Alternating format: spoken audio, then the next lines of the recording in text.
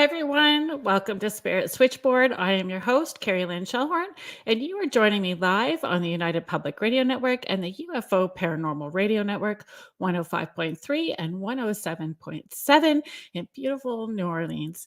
Today, I'm really excited about the guest that we're having on today. I'm so grateful that she's taking the time and sharing her time and energy with us today. She is a good witch.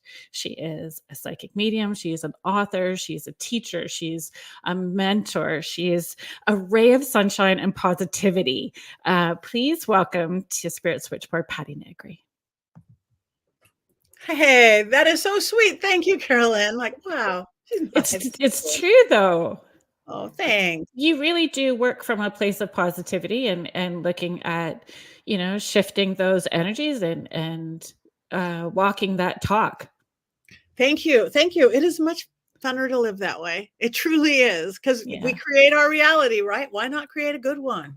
Exactly. And it does come back. How, our thoughts, words, deeds, and actions, and the level that we're working out of comes back at us. So, what do you want to create? And we're in constant co-creation. So yep. And I like that the world seems to be figuring that out. I mean, even following the silliness of social media and everything, it's like, some of it's a little out there, but basically I'm going, wow, like it's taking a turn for positivity. It's taking a turn for manifestation. It's taking about people about taking their power back. And I couldn't be happier. Yeah, it's the left of center. I mean, like out there, it's yes, manifest it all. Yeah, and that's what we're needing. The world needs a little more compassion right now, for sure. Yes. We just have a few people popping in on the chat to say hello. Hi, Lorraine. Thank you for being here. Michelle. Happy Friday, Heather, to you too.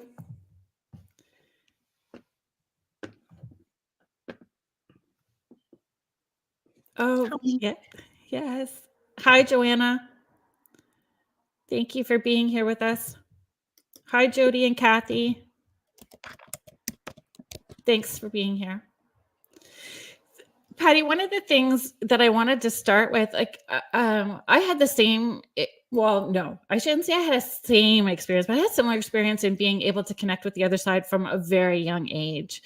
You dove right in doing seances way before I did, but that, you were very young.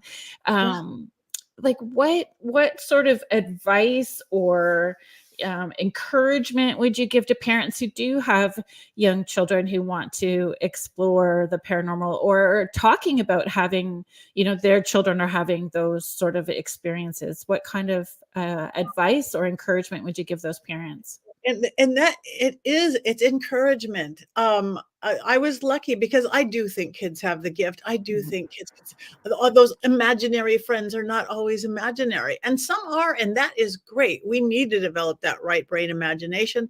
That's what leads us into our gift of intuition and psychic ability and even mediumship. But it's not just who's your imaginary friend. It's like, ask them about it, inspire them. It just gets so taught out of us in our everything is so left brain logic. We put all of our thought process and reading, writing, and arithmetic, which we need. But it's like, even when they took art out of schools, their reading, writing, and arithmetic scores went down. We have to have that creative. And so if your kids have special friends or see spirits, or I see grandma in the corner, believe them, ask them about it. Let them know it's not scary. I completely thought that everybody could see spirits. I just thought it was completely normal. And that wasn't taught out of me. My mom, and most of you go, yeah, grandma did that too. Who are you talking to? Yeah, grandma did that too. Okay, well, yeah, this is my friend over here. And then literally I was kind of obsessed with talking to the dead. And it was never, ever in a dark or morbid way. Never. I mean, most spirits are good. I mean, most people are good. Most spirits are good. TV, and I'm a culprit because all that I do, nobody wants to go to where the happy ghosts are hanging from the chandelier because they got married there, or they got an award there. You go to the prison, you go to the insane asylum. But as a rule, most people are good. Most spirits are good. Yeah. So I was obsessed with it. So I literally did do my first seance. I was somewhere between 7 and 8. I just so wanted to talk to them. didn't really know what a seance was, but I went into my little hallway where there were no windows and I stuffed towels under the doors and realized I didn't know any dead people. So I'm like, Marilyn Monroe and any movie star I heard of at 7 or Yeah. 8. And the room, the little windowless, lightless room filled with orbs and lights and shadows and spirits. And thus it began.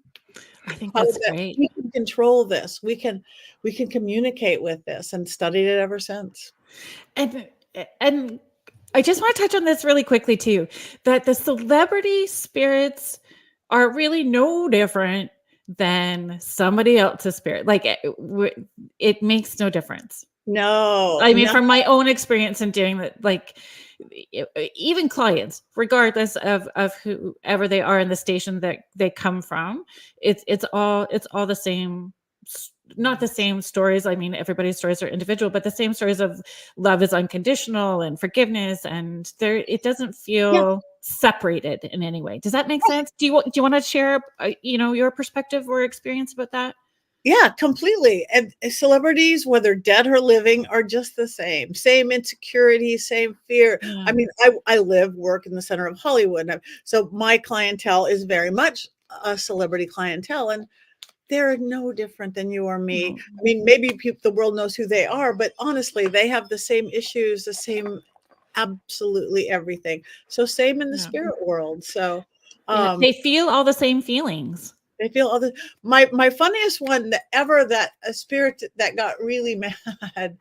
I think it was Charlton Heston, because he came from a different day. I was doing a TV show, a reality show. It was actually a cooking reality show, and so the food was really the star. But I was doing a séance, and they wanted to bring back Marilyn Oh, Monroe and Elvis was that Presley. like Gordon Ramsay? It was way before I did Gordon Ramsay. Oh, yeah. MasterChef season 3, but this was before Fun. that. And for a girl who can't cook, but I'm a good witch. But this was a cooking show where they wanted to bring back Marilyn Monroe and Elvis, Frank Sinatra, and Charlton Heston. And so and then I made them use certain ingredients in the food in these celebrities' favorite food. But when Charlton Heston came in, he was so offended. And it took me a while to figure out why. He lived in a day where movie stars were movie stars. You didn't do TV. TV stars were TV stars. You were not movie stars. I mean, reality, the bottom of the barrel didn't even exist. So all of a sudden, I am calling Mr. Movie Star Charlton Heston to do something cooking show on reality television. He was not amused. It was hysterical. That's funny. Hysterical. That's so funny. Like, I am a movie star.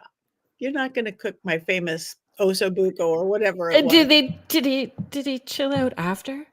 I mean, no way. No, he left. He left the building. It was like, okay. You're the same. People are the same. When we die, we're not suddenly enlightened. We're not suddenly all knowing. I do believe almost all spirits do have a higher perspective, though. Literally, like maybe Yes. higher because you're in the heavens looking down. So a lot of the petty stuff, the little stuff that we think is so important in this life, you see the big picture, and it's not okay. It's okay that you didn't make my funeral. It's okay that last phone call, I was grumpy. Yeah. They don't care they get the higher perspective. But other than that, they're the same. Yeah. Yeah. And I think it's us, well, the ego in that we have here, right? And we lose that, hopefully. Heal that on the other side, right? For some, for sure. Could you talk about your perspective about, or share with people, the difference between psychic and medium? Can they be like, I know that I'm both, you're both, but not everyone understands that there is a difference between the two and how that information is felt and received and how we express it and process it. Yeah. Again, I think all of us has in it varying degrees. Like everybody can take piano lessons and everybody can learn to play the piano. Not everybody is going to be a virtuoso at it, but I do believe it's in all of us. To be psychic, the way I understand it now, to means you can see past. You could see into past, present, future. You could see I don't say you're going to be married 3 times because my witch side over. There's a chance you could be married 3 times, but if you want to avoid the first 2, here's how. But Yeah. again, we see pathways. We see The power panties. power panties. Power panties for everybody. I've been doing it for 20 years, literally with celebrities, and to launch it this past year, it's like everybody gets to have them now because they work. I'm so sorry that I'm a squirrel on Red Bull and went sideways with that, but I just think it just makes me laugh, and it's so true. But we'll get to that in a second. You can we'll just keep going with. So anyway, to be a psychic is somebody. It's like I see pathways, probabilities. Right. I can see into past. To be a medium means you can communicate directly with spirits on the other side. Now, in my experience, not all psychics have developed their mediumship, but mediums are all psychic. Mm-hmm. Again, I think everybody can develop. Everybody, hi Lorraine, that's funny. I heard it before I got married. Me too. I'm on number 3. Had I been my own psychic, that first psychic who said, you're going to be married 3 times when I was like 9 years old. It's like, I live into it. You live into it. But neither here nor there. But that's funny, Lorraine. So yeah, a medium, we could speak to the other side. Again, I do think it's something we can develop, but they are very different gifts. And I teach people in my school who are you talking to? What is your communication? I think there is a spirit language, and everybody's is a little different. Some clairaudient, clairvoyant, clairsentient, claircognizant, all those things. But more than that, visuals, sigils, ways of working. You have to learn your language of spirit. Oh, when my left shoulder goes like this, that means this. When, and the more detailed we can have our personal language, the more we're going to communicate on all areas. And that's the key, personal language. It doesn't have to be the same as everybody else's or what was written in a book, because you're individual. So it can be different, and having fun exploring to find out what your spirit language is, right? Yeah. So, and it's great. And your truth is worth over any truth. Like, okay. Taking out of me, taking into like spell working, or red candle is passion, a pink candle is love, a green candle is money or healing. But if for you, a purple candle is what love is, then a purple candle is love. Again, that's your languaging. Yes, there is truth to the red creates passion and the pink creates it, but it's learning your truth is where you're going to get your most deepest and accurate truths. Right. So how important is intention? Everything is intention. Without intention, there's nothing. Everything, your intention. Again, and explain. I don't think people really understand what intention is either. Like for some people do not understand intention. I think that it's a word, but they don't understand the energy behind it. It is everything. Okay, I would say intention. My intention is to get a job. My intention is to talk to spirit. It's your desire. It's your will, and it's how you focus it in. Yeah. It's that laser beam focus. If you're just going, all right, I'm doing spell or magic or whatever you're doing, and you're not. There's no intention. There's no faith. There's no belief. I am a big believer in that mind, body, spirit that 20,000 books are written about. Even my book. We know we will never, ever, ever surpass our own belief system. We can't. We just can't. If you don't think you can climb that mountain, you're not going to climb it. If you think you can, those are the people who do. My body, you got to get off the couch, take action. Spirit, that's the part that people don't get. That seems less tangible, but that's the battery that makes it happen. That's literally whether you do it through faith, go to church or temple and pray, or you do it through manifestations and affirmations and vision boards, new age, or you do it candles and herbs and oils. You could look at everything that you've accomplished. Anybody of you out there can accomplish that you've accomplished. You've believed you could do it and that you deserved it. You've gotten off the couch and taken action, and then you had some spirit or magic or faith behind it. The stuff and that's intention. And the stuff you haven't quite got to, 1 or 2 of those things need tweaking, either your thought pattern or belief in it, or that you're not taking enough action, or you don't have the battery that makes it go. You switch them and you get them. I've broke the odds beyond lottery wins. All those things I do are to test it. The WipeOut, the Master Chef, the America's Got Talent. It's like, what is something I absolutely have no business doing? I'm going to do it. But some of that is destined, and then we have free will as well too. Like I used to do hair, and I tried doing and I was very good at as a hairstylist, but doing all those different things. But doing this job as a medium and as a career, it just kept coming up in my face. There was no option except to step into it and just allow it and move with it. So when you start flowing with what you need to do, you understand intention and free will and energies, and it's magical. Yeah. No, believe me, this is not what I would figure I was going to be doing. You had a lot of hats. Can you share some of that journey with us? I wear a lot of hats now, besides my own personal career, besides still being on Ghost Adventures a couple episodes a season. I'm with Ghost Finders now. I'm one of the 3 owners of Paraflix Network, Paraflix streaming service, all paranormal. I am one of the 3 owners of University Magickus, an online, very affordable spirituality and magic school. I tour constantly, about 30 trips this year. I'm getting ready to go to Arizona, then Romania, and then Pennsylvania, and this all within the next month, and then Texas. And then I sell power panties. No, and I tell people about the power panties because hold on. Wait, I'm not going anywhere, but I'm going anywhere. It's all good. Power panties. Okay, going in. It works into the mind, body, spirit. Since for 20 years now, again, I work with celebrities, and it's like, okay, you've got this very special audition or whatever you're doing, or a politician, and you're feeling weak, or you're not feeling whatever. I want you to wear this. I mean, think about the most intimate part of what you wear. It's your panties, and it's down there on those base chakras, right? Intimate. People don't have to see them, or they can see them. And I'm like, okay, picture this. I work with sigils a lot. I love sigils. I work with sigils all the time too. Color, and I work with intent. So I would be with these celebrities going, okay, picture get this color panty. Picture this sigil. I draw out a sigil. I create a sigil for them. Now here's a little 30-second spell, breath, intent, all intent. Okay, with this, and then do it. And now that we have print on demand, now if you need protection, I love it. That is my favorite sigil, Helm of Awe. It's a rune. It's that 8 cross. I don't go into scary, scary haunted places without it. Maybe you're looking for love. Write it on your butt. There's a love sigil right there. Maybe you're looking for more power. We have men's and these sigils. There's magic in the sigil. Are you feeling this? Are you getting this? Are you paying attention? Power panties. Be your witch. If anybody wants it, you can go to pattinegri.com, and just for you guys, 25. If you say code Patti, Patti, 25% off. It's the cheapest success. You want success. We've got money panties.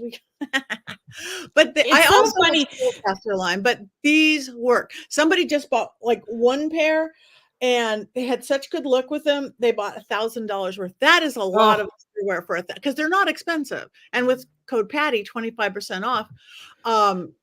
She bought them for herself, for her adult son, her adult daughter, and they are covered. Ha! So there's so much that I want to say about this.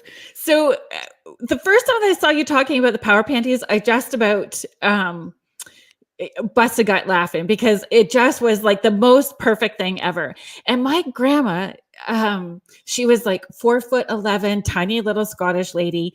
And she used to say all the time, if you were having a bad day, make sure that you had pretty panties on and you put lipstick on. And that's what she was always like, the pretty panties and the lipstick are going to shift your mood. So make sure. And so that was always ingrained. So when I had my daughter, she's 27 now, but it's always like the pretty panties. And I never thought about like putting the sigil on them or any of that. So pattinegri.com. Grab your code. Grab your panties.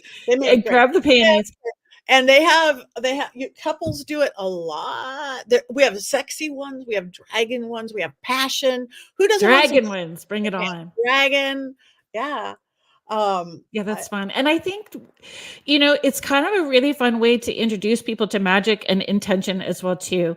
And when you start explaining to people that magic is very natural and it's all around us all the time, and it gives, instead of being swirly in the Chihuahua brain, you're giving it a direct focus. You move that to the jar or the bowl or the cauldron or whatever vessel, the panties. Exactly. Give it a focus. And it works into that mind, body, spirit. Mind, okay, I'm putting on wealth across my backside. I'm seeing it. I'm the color. It all works. Mind, body, literally on your body, and the spirit is the magic that came with the panties and you put into it. It's the cheapest thing that you put on your body. It's cheaper than your pants and your blouse.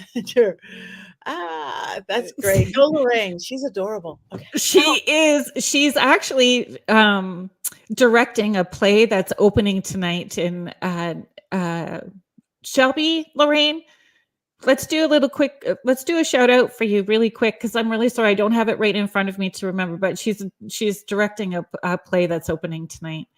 My friend Joni has a podcast with the Rift Nation called Astrology Meets True Crime. She's brilliant. She says I have to have some. She loves sigils. She wants Libra ones. She said get some Libra ones. Lorraine, I have not made astrology panties yet. I should. I'm a Libra too. Oh, that Selby. So it's in the theaters in Selby, and the play opens tonight. And I don't know, Lorraine, are there tickets left? If you do have tickets tonight, you get to meet the cast after, meet the cast after the show, which will be brilliant. Keith and yeah. Is that a Libra thing? Joni's saying with sparkles, sigil sparkly panties. We like sparkles. We do. We like sparkles. Yeah. Okay, folks, there are a few tickets left if you want to check it out. I know when I've had clients and I wanted to move them to something a little more magical, those visual cues are really helpful, and sigils seem to be such a nice introduction as well too, right? Encouraging people to open up, and if you use it, or if you don't use it, you lose it, your intuition, right? Yeah, so you got to use it. So Keith Ottersberg and Joni have a show on every second Monday on the Rift Nation. Keith, the Otter's Den, talking about astrology and what's happening in the United States on an astrological level. So you can check them out. I think it's on Mondays, and I think that Astrology Meets True Crime has moved to Wednesday evenings, if I've got that correct as well too. The book that you have, if people wanted to check that out and have more tips and tools, Old World Magic for the Modern World. Yes. Yeah, you can get it on Amazon, ebook or audiobook, $6, print $12. And it's super life hacks, easy life hacks to do. It's it's great to meditate for an hour, but I have 30 seconds to pull it together as a rule. So here's 30 seconds using elemental. You don't have to be a witch. You don't have to be a psychic. It's just love, kitchen, this, talking to dead people, just this simple little, you'd read the whole thing in a night or two, but it's like a little handbook. I'm getting ready to write my next one on it.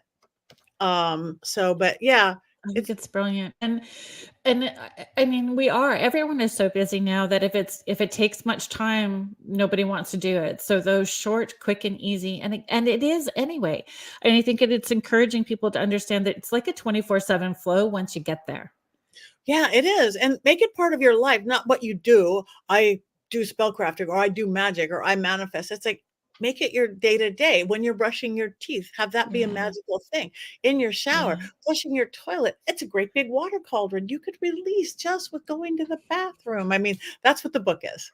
That's brilliant. Yeah, that's magic. It is. Well, and that's what I say. Every moment should be magic. Yeah. Wake up like it's Christmas if you celebrate. Wake up with that sense of wonder every day. What's going to happen today? Yeah. Joni is saying love easy. Oh my God, she's such a Libra. Libra. We love our Libras. So The book on Amazon. You can get to from PattiNegri.com. You can get to my book on Amazon, but order it on Amazon. Audio or print. It comes fast. I mean, I'm at a lot of places you could buy it. I'm going to be in Arizona next weekend at the Old Globe Paracon. Then I'm going to be in Romania. Then I'm going to be at Penhurst Paracon in May, and then Louisville, Dallas area in May, and then like 3 other places in June. But it's fastest just go to Amazon unless you want to come see me at these places. What are you doing in? Oh, I know what you're doing in Romania, but can you let other people know that what I you're doing? can come play. It's a witch and vampire magical tour of Romania with my best friend, Father Sebastian, King of the Vampires. So he hates me to say that. He's a good vampire, like I'm a good witch, nothing negative. I first met him years ago on Ghost Adventures, on an episode of Ghost Adventures, and we just hit it off as friends. When he passed out with Bela Lugosi's mirror. He was passed out with Bela Lugosi's mirror on the floor, passed out, and he offered to fang me. I'm like, well, you're cute and all that, but I'm married and I don't like vampires. I'm like, I like witches, but my idea of vampires, I don't like psychic vampires. I started reading his books. I'm like, oh, you're just exactly like me. It's elemental magic. It's a little bit ceremonial. What you embrace and drink in is life. And that's it. It's not about blood and all that. So what I see the biggest difference in vampire magic in our particular clan and magic, it is in my witchy world. Our cloaks are made of organic cotton or Stevie Nicks lace. In my vampire world, they're black velvet with a red lining. That's the difference. It's sensuality. It's still sensuality, just presented differently. Yeah, exactly. It's magic and sensuality put differently. So we are doing, and we've got the big blessing of Dacre Stoker, who is just on my show, The Witching Hour, this week. If anybody, every place we're going, from Bram Castle into the real other Vlad's Castle into the Baku whatever forest. Are you going to the Baku forest? Yes, we are. I'm doing ritual there, magic there, positive. I will do all that. I can't wait to hear how that turns out. If we ever seen again. No, it's going to be fun. Yeah, no, I am insanely excited. And then we're coming back to do a little event in Paris. So, yeah. Because I know friends that have been there and said that energy is super intense when you're there, and let's talk about fear then. If we're going to talk about those like sort of places and doing rituals in those places, people I love hanging out in cemeteries, pioneer cemeteries, old cemeteries, walking around cemeteries. And I have no problem using a spirit board and doing whatever and talking to the spirits that are there. And I know what my intention is and opening and closing the doors properly. That's everything. But let's talk about fear. Fear is my favorite subject, because when you change it's fear, this changed my life.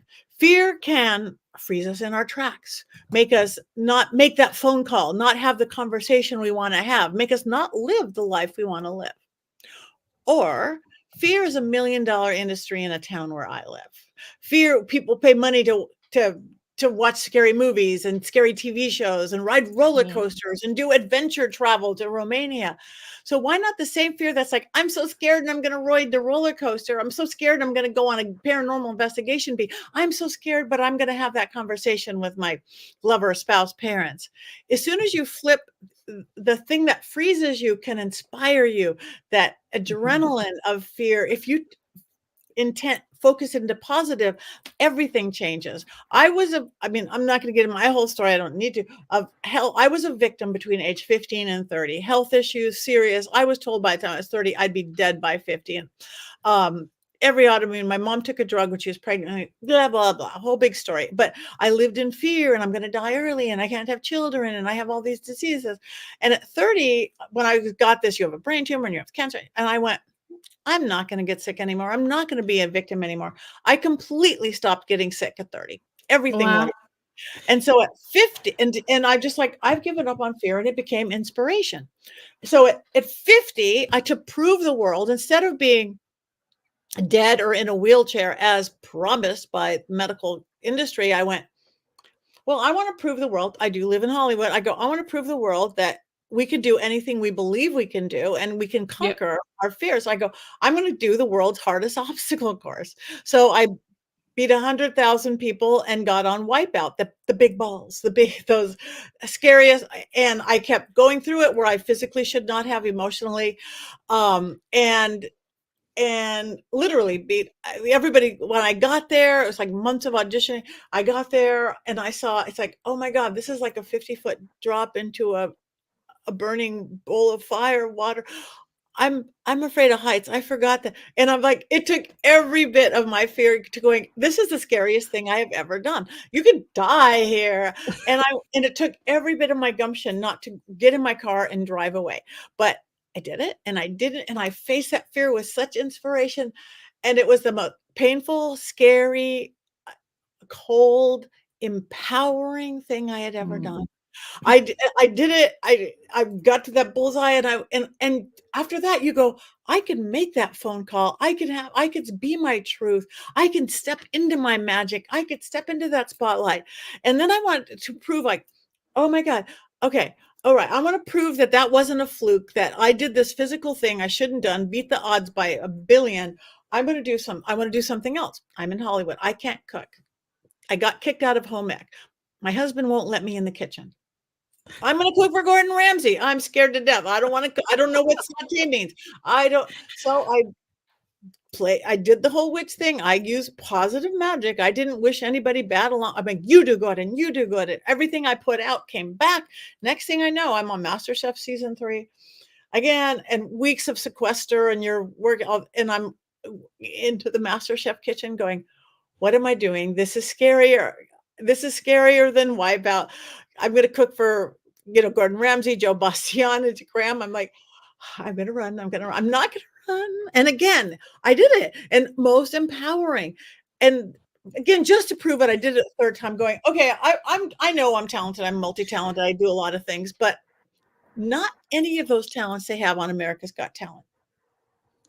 I'm going to get on America's Got Talent. I want to intent and magic and manifestation. Next thing I know, I am rolling around on the floor, making a fool of myself with Howie Mandel on the Dolby Theater at AGT. And now there's not, I don't want somebody fear like pointing a gun at you. But again, if you face that fear with, I'm going to do it, is the person who's going to get out of it. So fear, as soon as you embrace fear as the best energy bump you're going to get, and you just direct it with intent, your word, Carolyn, you can do anything. You could beat the odds by hundreds of thousands, literally. Yeah. And people who do. It's inspiring. And it doesn't have to, when you're on the other side of it, you laugh about it. Like, holy cow, I just did this. I just did this. And that's part of it, right? Not letting go of perceived or projected expectations or judgments or value, worth, and just having an experience. Yeah. Yeah. And it's, so I don't know. I'm still scared of stairs that I can see through. That have no right. Or a lot of puppy dogs. I don't know. It's interesting. Maybe you had a past life like that or something. Or something. But again, embrace that fear, Carolyn. Embrace that fear. Oh, and every time you do them, it's just gonna be so good. There's a video somewhere. Everybody will go looking for it now. I went to David Oman's house. Oh yeah, my neighbor. Yeah. Yeah. So went up his stairs where you can see through him. It's out with the glass walls over the canyon. Oh my gosh, my hands are sweaty just talking about it. His dogs and his cats and his. Oh my gosh, he loves his animals. So I'm holding his pants. I had just met him that day, and I'm holding the back of his pants right at his belt and his shirt, like this, going, oh my God, David. Oh my God, David. Oh my God. Walk slower. Stop. Because he was like guiding me up and down the stairs, and he had a big sweaty handprint on the back of his shirt by the time we were done. But I did it. But I was like, I was drama. I was drama through the whole thing. Yeah, that is a weird see-through staircase with glass walls in the canyon. That's hysterical. And the compass, like if you stand at the top of his stairs, a compass doesn't even find a true north. It just spins in a circle. So you feel, Really? I didn't even know yes. all the times I Oh, was yeah. there. You stand at the top and it's a woo-woo feel It's a woo-woo feel. That, yes. for sure. And I love that story, that, or all of the stories that you share. And that's part of it too, is that you feel okay when you're on the other side of it, about being transparent, about and authentic about who you are, and you let go of this is just what it is. And Yeah. And yeah, I am scared. And I'm gonna do it anyway. I again yeah. remember to embrace fear as energy, and don't take yourself too seriously. This is it. And that was what I've noticed with you is that you bring that sense, again, the ray of positivity. So finding that sense of humor. And I think that comes with, you know, some of the things that we have to do are really heavy. Yeah, they A- are. And so having that balance with humor and creativity is so important. Yeah, and with people at their most vulnerable, we work with Mm. people. So, yes, and it's serious and it's heavy, but we have to balance everything, in life, and yeah. How do you what fuels your spirit? What recharges you? Well, I am an elemental girl, so I have got to get outside, and I am grateful and lucky enough to live in the Hollywood Hills. My house is a regular little 1920s bungalow, but I have a third of an acre with little Mm, portals in this wild, big, beautiful backyard. But wow. even with that, I go up.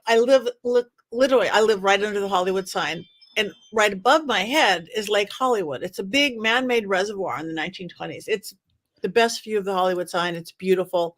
It's a Wow. 3.5 mile walk or run around. We do a workout every day. We count the turtle. It's not a working reservoir, so it's not chlorinated. So we count the wildlife. We count the turtles. We feed the deer.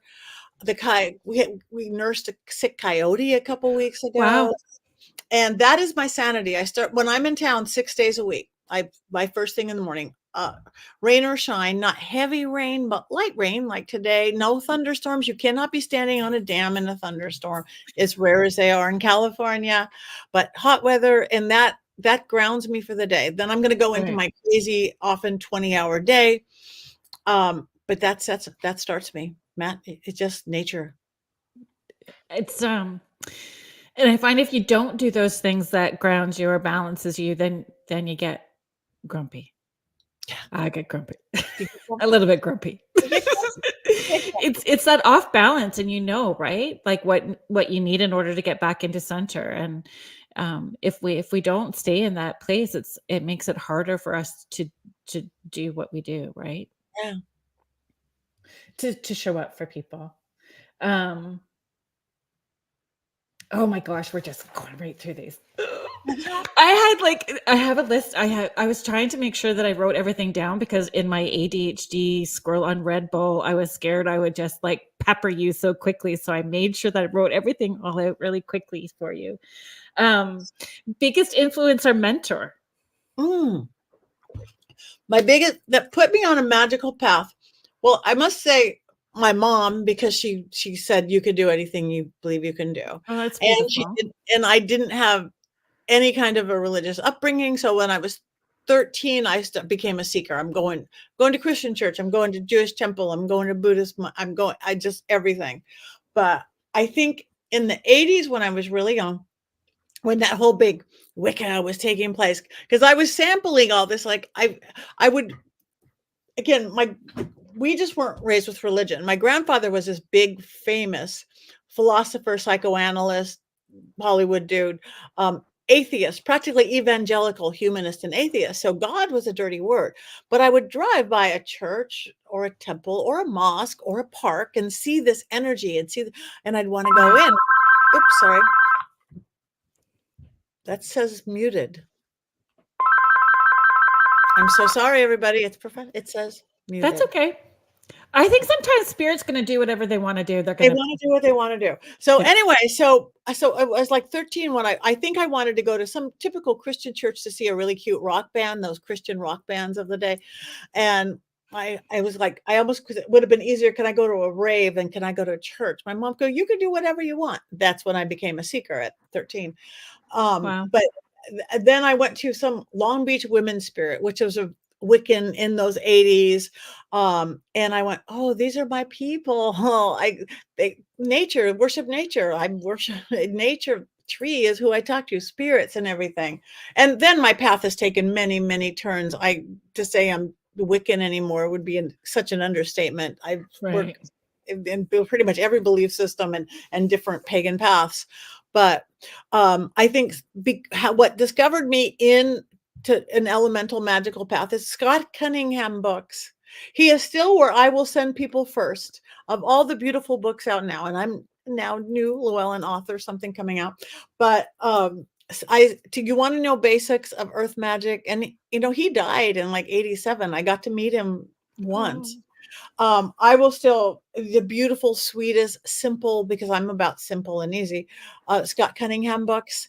And then I think my teachers, then I went and teacher, he's deceased now, but he married or handfausted my husband and I. George Derby was one of my early teachers, and I met him here in Hollywood. And then Griffin Ked, he's actually a traditional witchcraft guy here also in Los Angeles area, has a shop called The Green Man in Mm. North Hollywood, and I That's studied with him for years and years and years. But I study with everybody. I just take it in, take it in. This works for me. This one doesn't. I need to tweak this one, and get my pot gets so full. But that would be my big Scott Cunningham, rest in peace. George and Derby, rest in peace, and Griffin Ked, and then so and many people along the way. and how humbling is it to know that, you are on somebody else's list for being a That mentor and inspiration, right? this is such that nothing makes me happier. I did a past life regression class last night and teaching them again because they're students. A lot of them are working professionals how to properly lead people and not people. And then we did it, and just was seeing, or when I'm doing, not even at my school teaching, I'll be doing, say, a mediumship guy like we do, and I'm at a college. Do a lot of college. I work with so many young people because all my YouTube stuff and my YouTubers and stuff. I From teens, all my awesomeness TV to early 20s. When I'm doing a college mediumship and I see little light bulbs turn on in these beautiful young minds Yeah. going, wow, I don't have to be a victim, or wow, I can create my own life, or whatever, under the guise of we're doing a Halloween time mediumship gallery, and they're taking their power, they're seeing this thing. That is that is the biggest joy I get. I'm grateful, I'm thankful every day that I do get to go to places like Romania and Texas and everywhere in the middle. But me is being able to inspire somebody to them take their path, inspire. I don't care what your path is. I don't preach any specific path. Even in my Yeah. school, I have 20 teachers, all different paths. I That's don't we don't awesome. want to say we are tried crap with it. I have Catholic priests, exorcists, and werewolves, and my vampire partner. Yeah. Um, but that is my passion of all the things I do is, It's teaching. yeah, And inspiring. I agree, and I think watching people feel, empowered and that aha moment is so brilliant. It's brilliant, especially when you have people that will come in saying, "I'm as dumb as a stump, I can't connect," and then you go, "Are you sure?" And you see it.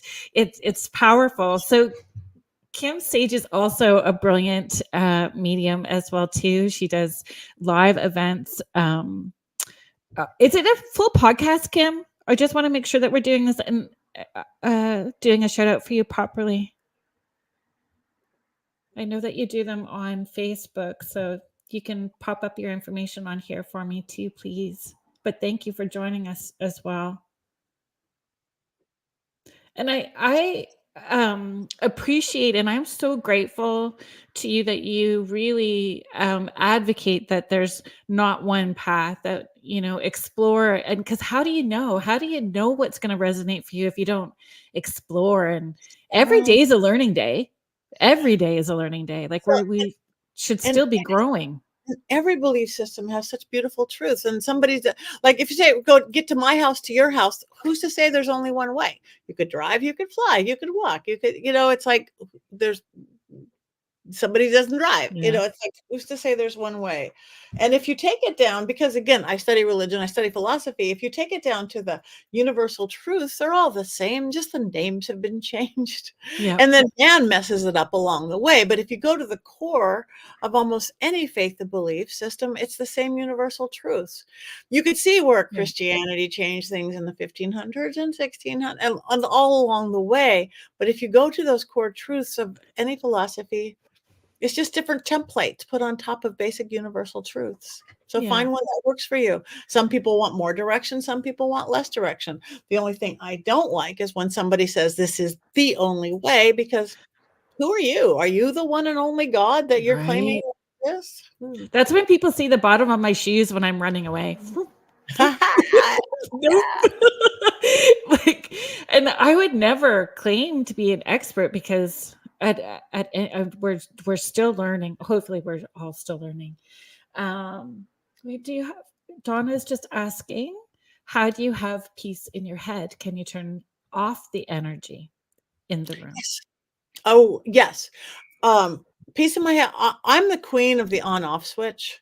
When I was a little kid, because I saw spirits, and the only thing that's bad of being gifted as a kid is I still have to sleep on my face. And when you hit a certain age, you're not supposed to sleep with your face squished into a pillow, but I can't sleep like this Is still, it a even satin pillowcase at least? I do, but it doesn't really. It's horrible. I'm like this. It's like Oh, everything you're not supposed to do. But I was a little kid. I used to walk around with my thumbs just jammed in my hand. That was my off switch. And people say, "Oh, it's like sucking your thumb, but with your hand." People are like, why do you do that? I don't know. That was my off switch. So now I don't. I literally picture an on switch. On makes it, because in the craft, it's like you want the more delineation. If you're, if your broom is on this side, here's the liminal world, whatever the yeah. regular mundane world. Here is the world of magic, where magic happens, and the more delineation between them two, the better. So when I on switch, whoa, I can talk to the world, I can see the world, I can see, and you turn off mundane world, I can go to the grocery store and not turn into Long Island medium. I don't want your mother wants to talk to you. It's like, no, that's not my business. Ethically, I'm not going to go I'm talk. just here to buy my bucket and my oranges. Yes, exactly. That's it. But That's all I want. So on off switch yeah. is what I'm again. I usually I will do that for 1 second, go, I put my I'm off, oop, I'm on, and that's it. I just intention is everything. Yeah. And then it takes a little practice sometimes. That and then I have these little clearing of the head. I have these little 30-second exercises that really change everything for me. Working elementally, working mind, body, spirit. It's like um when you're not as happy as you could be or productive as you could be or conscious as you can be, we don't want anything phoned in, asleep at the wheel, by rote. Um, just go, okay, and the biggest issue with all of us is that we're out of balance right now because the world's out of balance, the planet's out of balance, the country's out of balance. We've gone through this pandemic. So if put yourself into the four elements that everybody knows: air, fire, water, earth. The earth is who you are. Oh, oh, that's Carolyn. Oh, what a wonderful woman. She's gifted this and that. Oh, that's so and so. They're funny. You're north, working in elemental, whatever's in the north is the system you're working. So north is earth, south would be fire. So who you are, and then what drives you, your passion, creativity, who you are, what drives you, there you stand. But where we get off balance is west and east, like an airplane going like this, like a ship going west. And an elemental compass is water, our emotions. 60-70% of our body is water. It has to flow, can't be stuffed down. Emotions, thoughts, whatever, judge, whatever, water flows. East is air. Air is attached to breath. Air is thought pattern, focus, clarity. So who we are, what drives our emotions and our thoughts. Where do we get off balance most? Our emotions and our thoughts. What do we need more than anything to survive more than a few minutes or a few days? water and air. So if you take that mind, body, spirit thing of create it, and we Yep. know that water, how good is okay, so say you're not happy, but you're upset. You got in a fight with somebody or somebody flipped you off. That's your emotions is off balance too much. Whether you're screaming on the outside or holding it inside, whatever it is, that's your water element is off balance. What you need is water, running water. It's like an aspirin for a headache. Think how good you feel after every shower you've ever taken, right? You just Yeah. feel better. Running water is like an aspirin for a headache. So, but you can't jump in a shower, but you can always find running water, a sink, a bathroom, a drinking fountain, a hose, pouring a little bottle of water on your hand with that Yeah. with this intent, whether you're talking to your emotion or God or gods or the element of water itself, with this 30 seconds, you release it healthfully. Then you could deal with it. Say it's not your emotion. So say you're chatty head, you can't think, which we all get, whether it's hormonal, I can't focus. Most of it because none of us are breathing well. We went through 2 years of wearing masks, and now we're always in a hurry. So we're Yeah. shallow breathing, short breathing, and that causes chatty brain, foggy brain focus. So what you need to do is breathe. And if you want to do it in 30 seconds, add some sound magic. I do a lot of hecka work, sound. Um, Every sound we make, every vowel, every Yeah. consonant has an effect on us, but vowels clear the head, period. Think about it. Yes, Every it does. vowel, almost every sacred word is a vowel. Amen. Om. Native American, hey, hi, East Indian, The yeah, scales. Do, re, mi, this fa, sol, la, ti, do.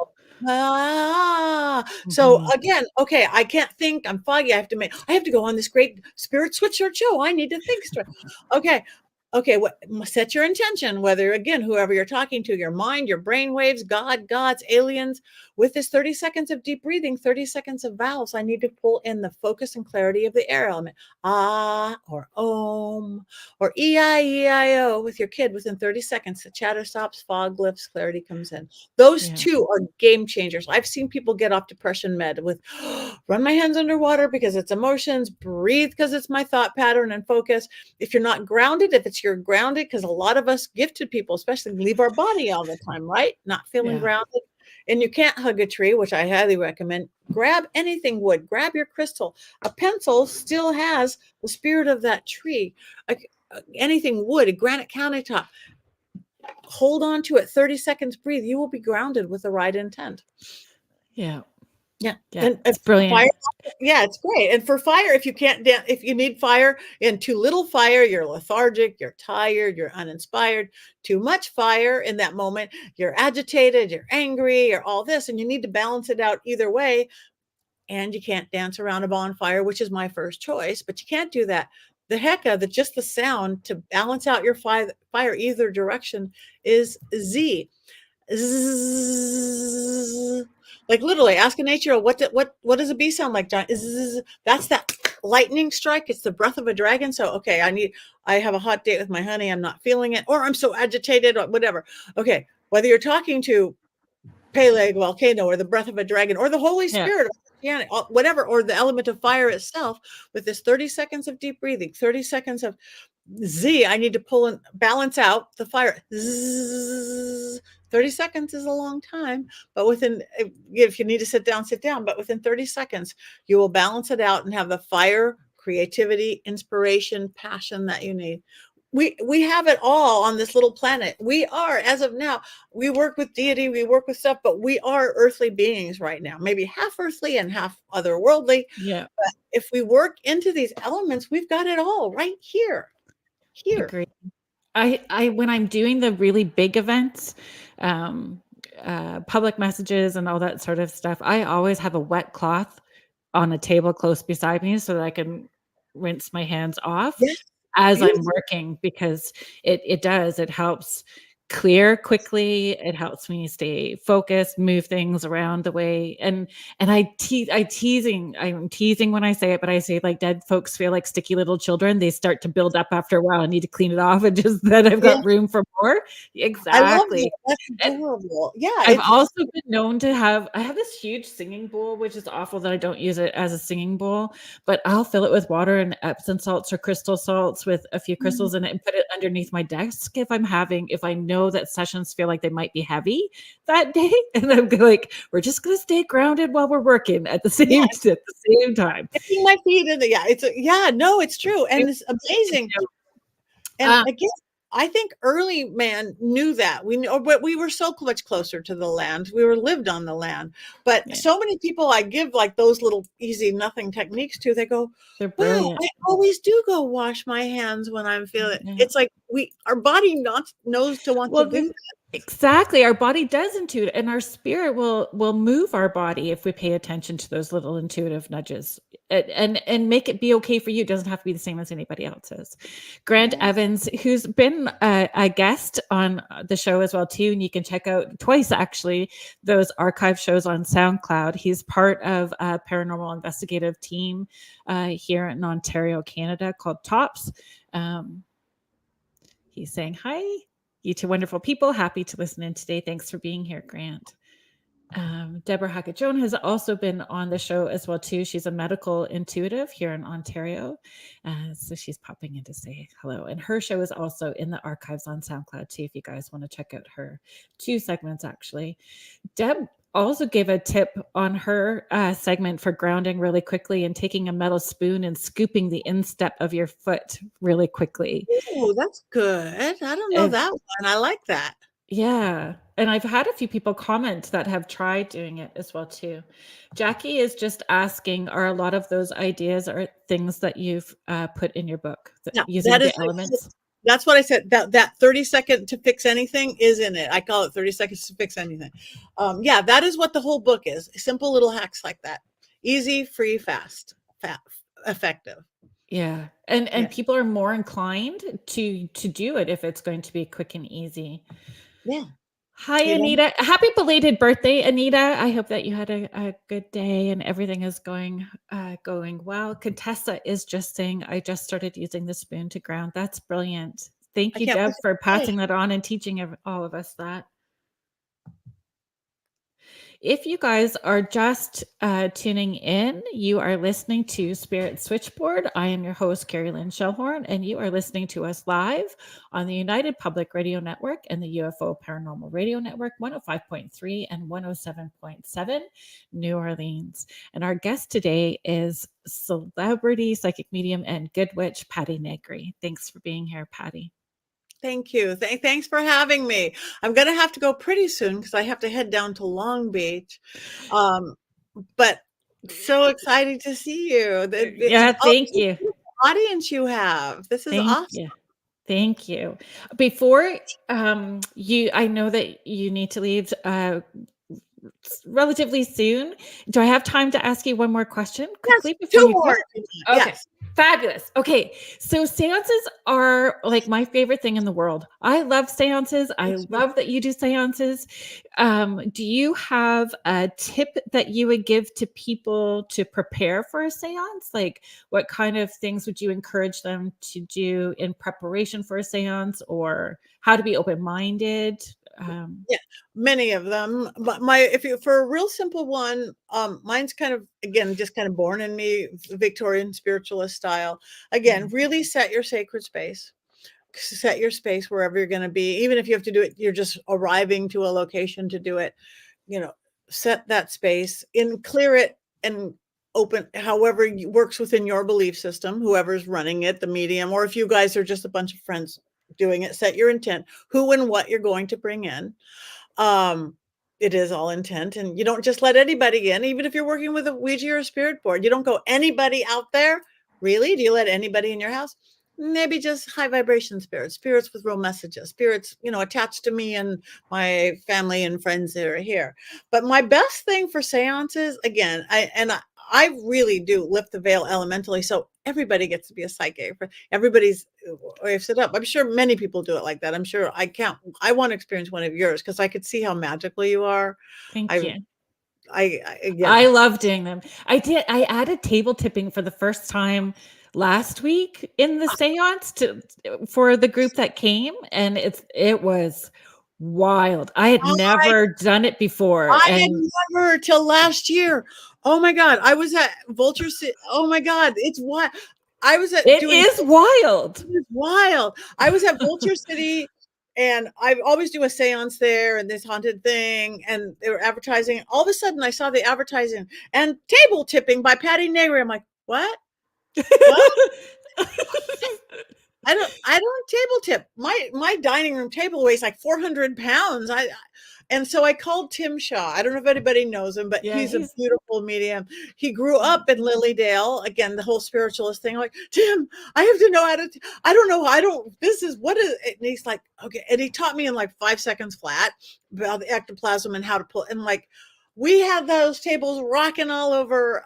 And again, I don't even think I've done it since, but I loved it. it's fun energy. And I think, I don't know if it's, did you laugh at first? Did you like go, and then Yeah. laugh? As I wondered if the energy of how we're responding also helps move it, like it's just, Sure. they get Energy. excited too.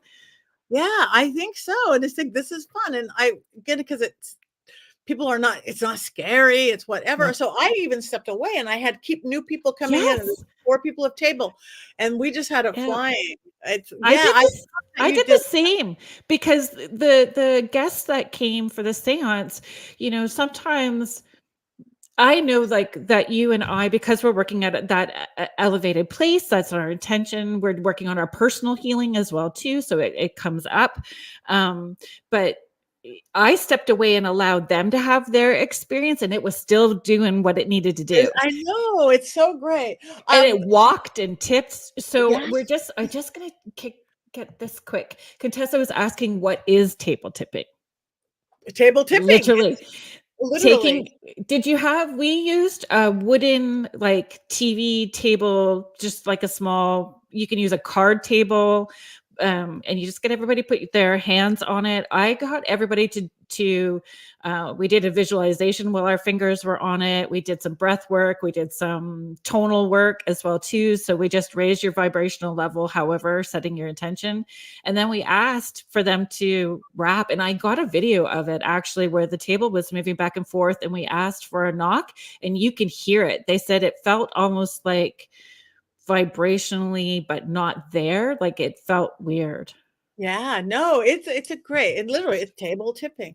I think my biggest thing for seance, which I've been doing naturally, and then I learned later that it was a spiritualist thing, is for everybody at the seance who's willing, you don't have to, is have sugar before the seance and salt after the ground. It's a Victorian thing. Like they would used to serve Oh, like cookies and sherry or tea, yes. whatever. But I really think the scientific behind it is it's blood sugar. So it raises your blood sugar. So all your senses are better because I want everybody to see the spirit. So a sugar, so I will have, whether I'm handing them a cookie or whatever, sugar That's before and interesting. salt to ground. And I will pass out, here's a pretzel, here's a potato chip, because it brings you down Yep. because again, you It want to does cross bring you fast down. over or touch iron. I will pass a little one of those little cauldrons, but iron or if you have a lodestone, but so we get sweets before and salt after, it really brings it up and shuts it down. So that's when I first started doing the Victorian seances from home, I set it up kind of like a high tea and then Yeah. it shifted after, but I never thought about doing the salt after. But personally, I'm always like, if I need a handful of chips or some French fries to pull me down quick, then I was okay with that. But I never thought about making sure the guests did too. Yeah. So I'm try very it. sorry. Anybody who's came to my seances, I apologize now and I'm learning. Thank you, Patty. I learn every day. I've got to go scrape my foot with a big spoon. I think this is great. I Yeah. hope there's never a day I don't learn something. Oh, yeah, and feeling okay to say that we're learning, right? Like, Grant is saying, very cool. Thank you for sharing your tips. And I just want to come back to Anita really quickly. I'm glad to tell you that I'm cancer free. Oh, Anita, that's fabulous. Thank you for sharing that. I'm happy to hear that. The same and being, I think for people who've never experienced a seance before either, it's just being open to it's just focused spirit communication. Yeah. Yeah. It's focused spirit communication. And it's a beautiful thing. Yeah. Beautiful And thing. it's messages of forgiveness and positivity. Um those messages that they need to hear, amends sometimes, any of that kind of stuff. Yeah. Jasmine, I appreciate you being here. Thank you for being here. We're not giving out messages today. It's not that kind of show, but I do appreciate you being here. Jennifer. Yeah, Jennifer's been to one of the seances here before. And I like that. Oh, who I wanted to share with you really quickly too, because I have a few minutes with you.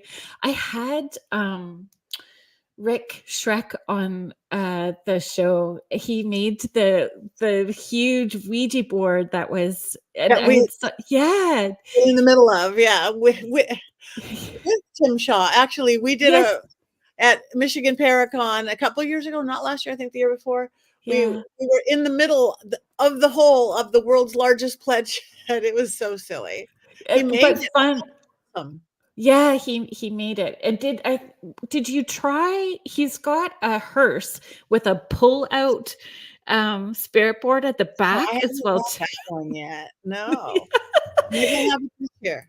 Yeah, it's just fun, right? Like, and I think that I would encourage people to be open-minded that way. Don't see it as something that needs to be scary, but when you're setting your intention that it's coming from the highest source of love and good, it's in the highest interest, most amount of healing for everyone, opening it in the right way and then having fun. Yeah. And then have fun. Again, you're going to get sweet messages and great messages. The only time I've ever gotten in trouble or had people get in trouble, and I've gotten in trouble, is when somebody got disrespectful.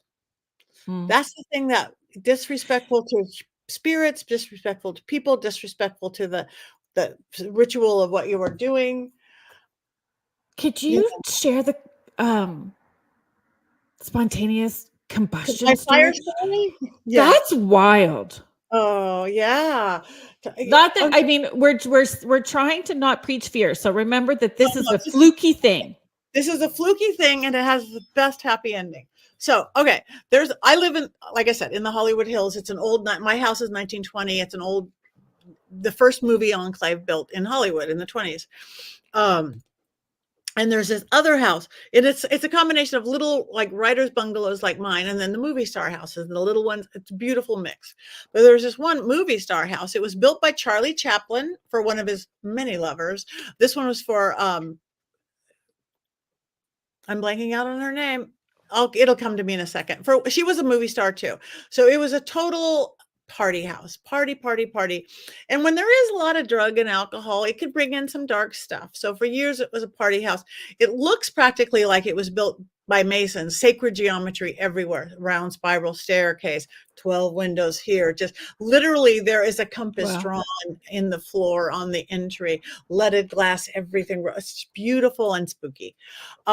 So it was a party house, 20s, 30s, 40s, 50s. Then the Rolling Stones manager bought it, and it was the Rolling Stones stayed there, Mamas and Papas, Graham Parsons. So it was a creative, probably party house.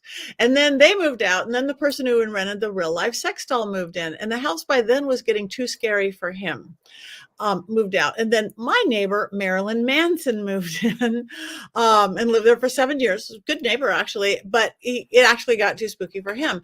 We were there at his house and they were doing a documentary, the Mary Astor house, doing a documentary about this crazy haunted house in the Hollywood Hills.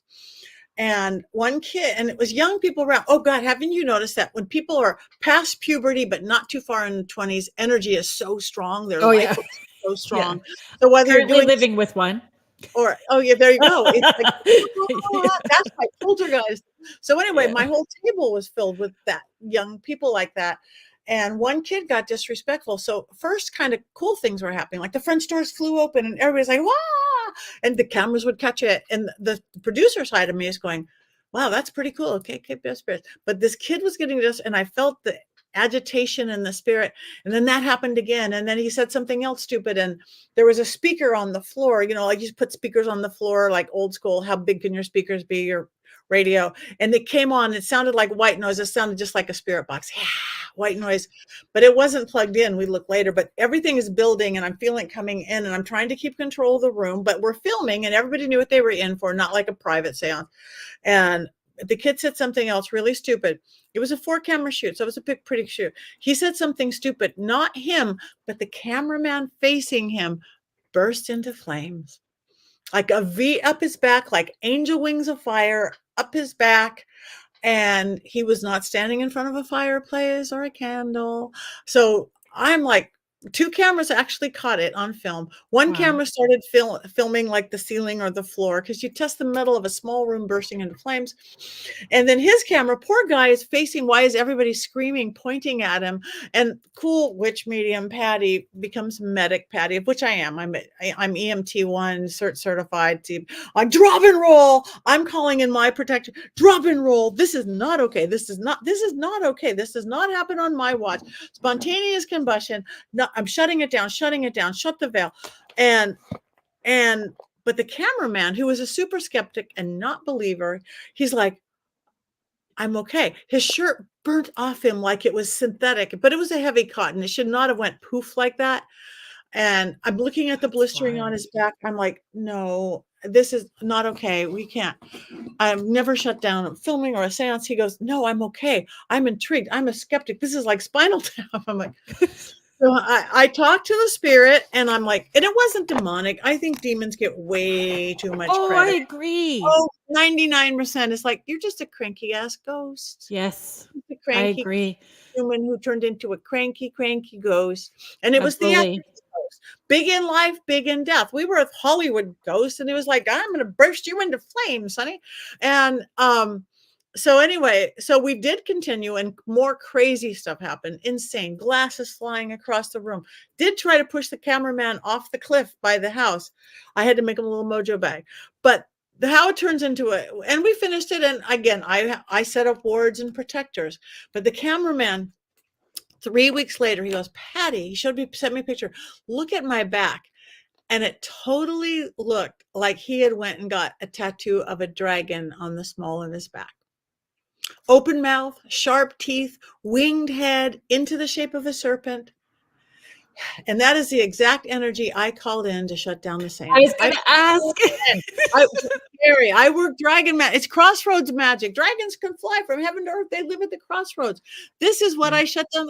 I'm looking at his back. I'm like, oh my God, you have a tramp stamp of a dragon.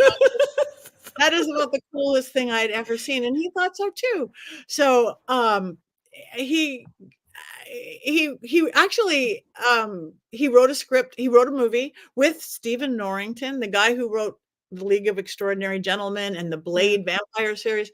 They haven't done it yet. I hope somebody like Robbie play. Yeah. But anyway, they haven't. But it's about basically a TV psychic who does every TV show, and then a portal opens. It's called The Portal, and then all hell breaks loose, and it becomes the kind I like, the funny, scary horror film.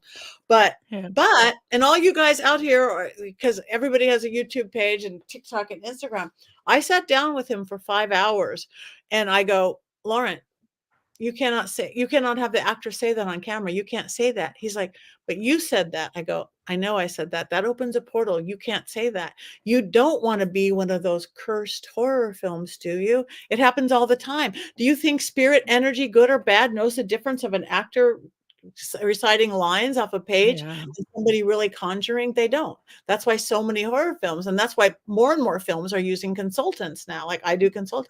It's like, no, let's change those words so they sound as magical or as spooky, but they are not going to open a portal to hell. So if they ever do that movie, it won't be haunted. It won't be cursed. It won't be. That's so brilliant. And it's true though, like that the words are opening. You're opening, and if you don't know how to close it, you're creating an issue. Alicia is just saying, I like that cranky ass ghost. Cranky ass ghost.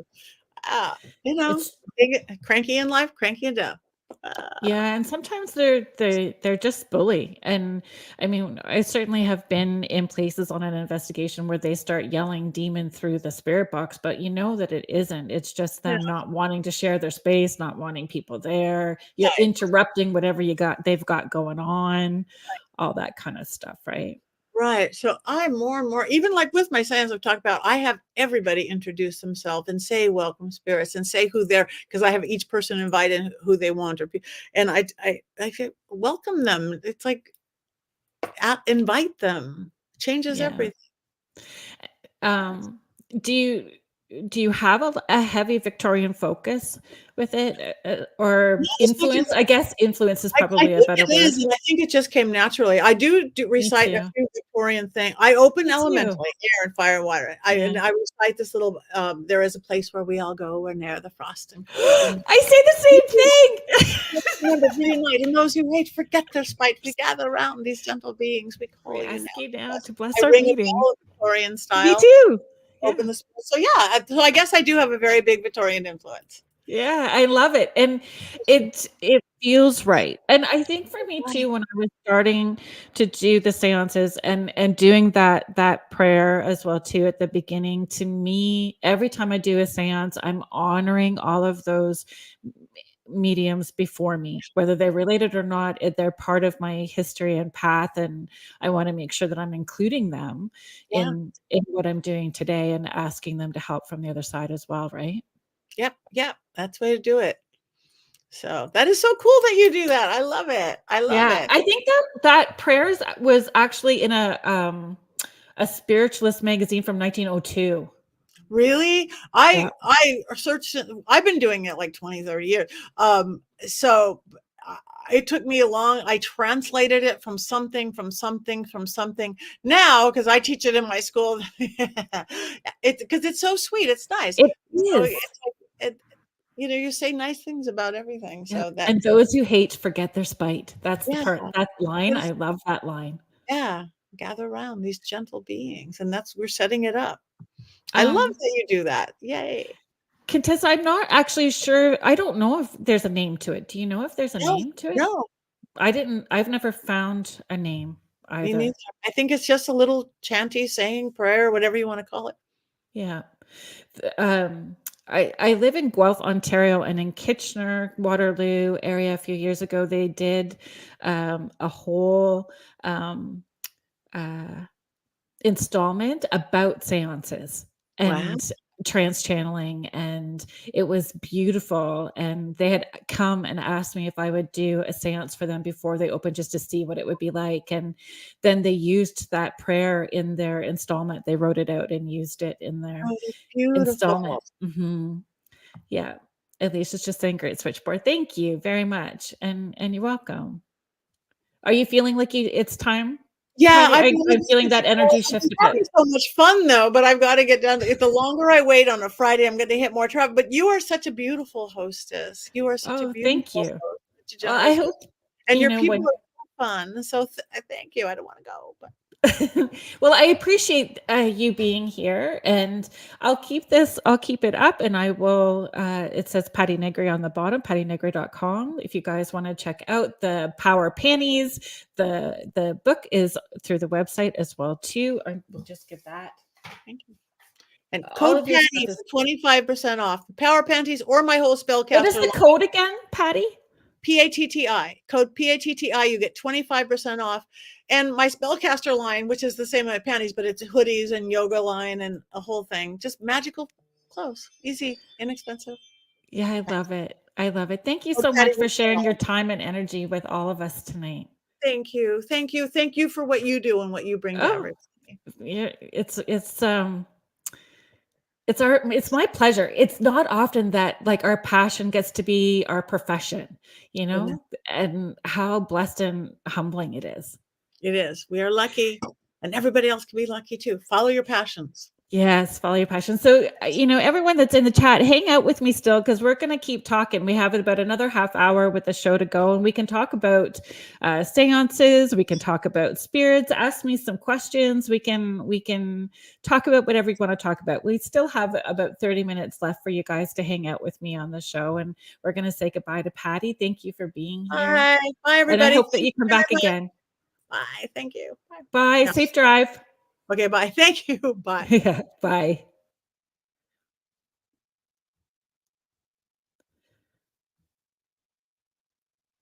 Oh my gosh, that was brilliant. I love talking about seances. Have you guys, I know that Jennifer, you're here and you have been to one of the seances. Have you just been to one? I think you've been to one. Thanks, Jackie. I'm loving the guests that we have on the show, and some of the guests that are in the chat as well too. Oh, you know what, Joni, I'm just realizing that I never even um mentioned that you were on the show as well too, and all that, like, it was recent as well too, you were on. So that episode where we talked about true crime and astrology is on SoundCloud as well too, for you guys to listen to on the archive if you wanted to go check it out. Just one. um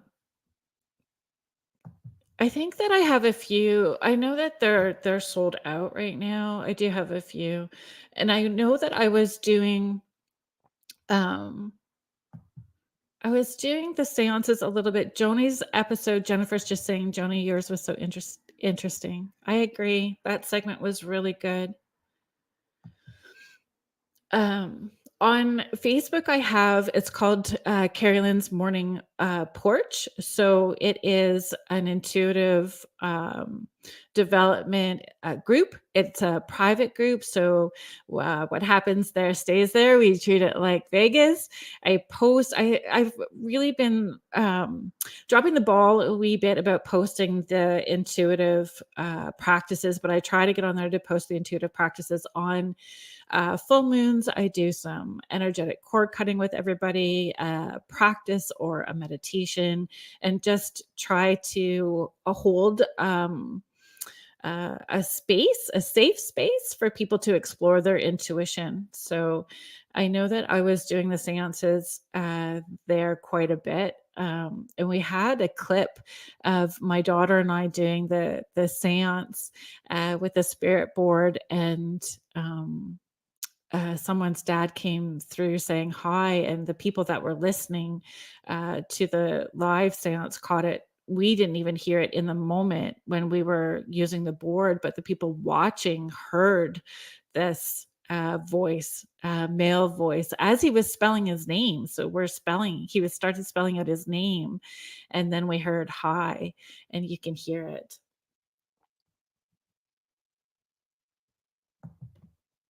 Yeah, Sandy, do you remember that? It was crazy.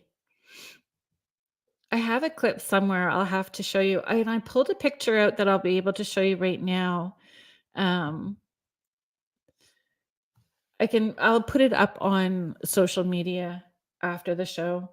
Um, Jody McGrath is just saying, so chocolate to start and chips to end the seances from now on. I'm not gonna say no.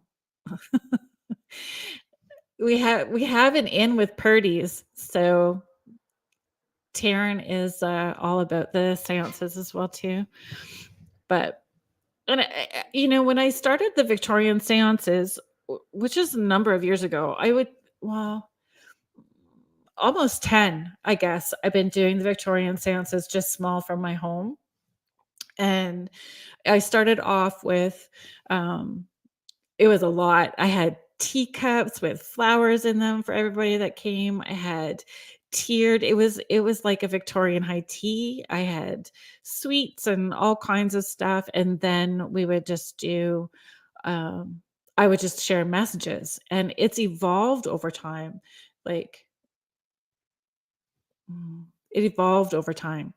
Uh, where I don't do the flowers as much anymore. I was doing so many seances, and I don't have the treats anymore either. Now I feel bad that I don't do the treats.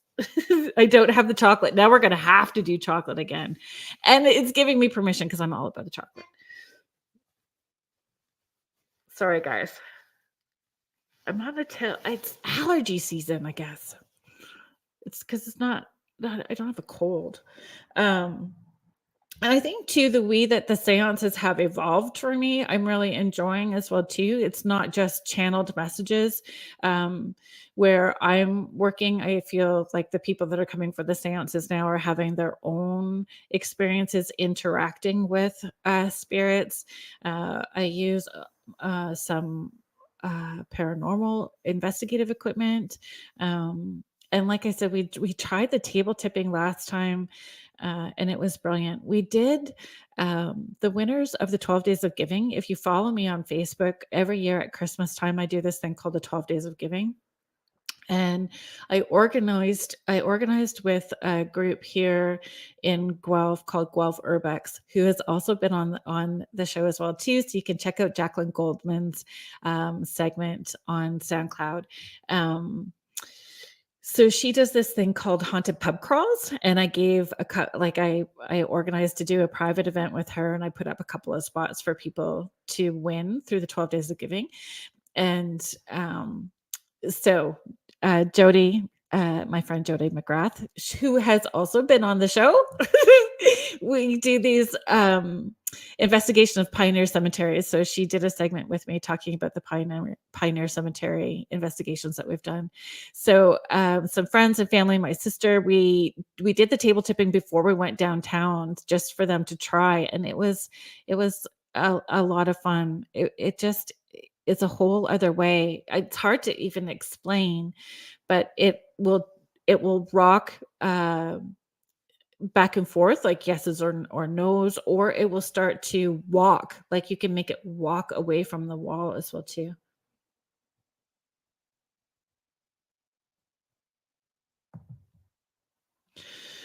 Jackie's asking, I would love to do a seance with a group. Would you always need a group to do table tipping? Could you do it by yourself?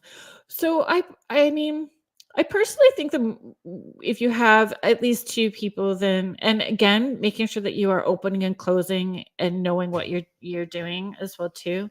Um, it builds the energy up. I haven't tried doing it on my own. I don't know. I suppose you could, but when you have more than one person, you're building that energy up, and it's hard. It's like they get excited as well too. Like it was spinning in circles, and we were having a hard time keeping up. And like I said, I stepped away, and so people could have their own experience. And I did film it, but I will ask the people that participated if they will give me permission to share the video, because I do have the video of it spinning, and then you can hear the knock that happened.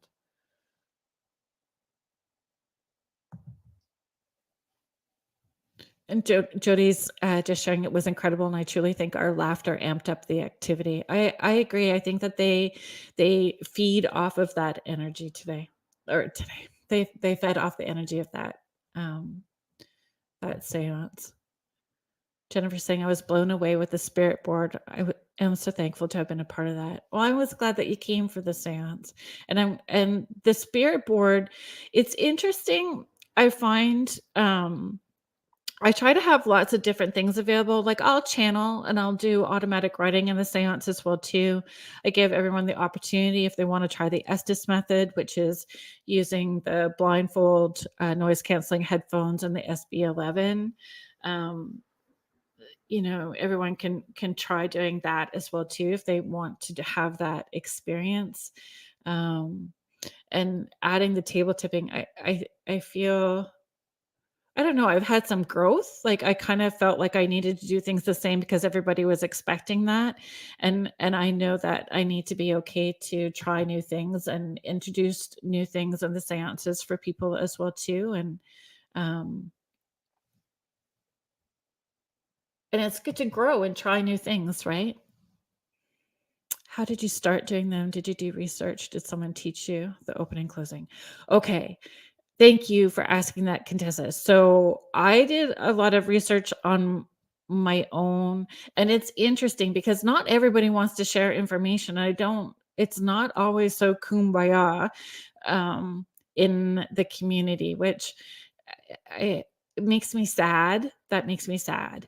So what I did was as much deep diving as I could, and I picked what resonated for me, and then trial and error as well too. Like it took me a while before I found the prayer, that poem, which how exciting was that Patti does the same one.